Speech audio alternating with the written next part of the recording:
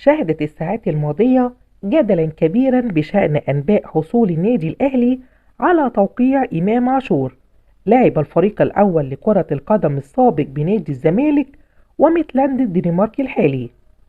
بدأت قصة إمام عاشور حينما تحدث الإعلامي إسلام صادق في تصريحات تلفزيونية عن توقيع لاعب الزمالك السابق إلى النادي الأهلي لمدة 4 سنوات ونصف بدءا من الموسم الجديد، خلال تواجده في معسكر المنتخب الوطني الأخير لمواجهة ملاوي بتصفيات أفريقيا في ظل حاجة الفريق الأحمر لخدماته الفنية.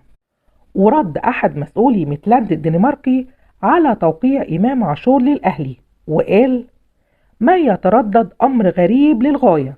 إمام عاشور لاعب محترف ويعلم جيدا ما له وما عليه، وحالة التوقيع الجميع يعلمها بأنها لابد أن تكون بموافقة مجلس الإدارة لدينا، مضيفا: غير صحيح نهائيا ما يجري ترديده، اللاعب مستمر معنا حتى نهاية عقده، لا يوجد حتى نية لبيعه لأي نادي في الوقت الحالي.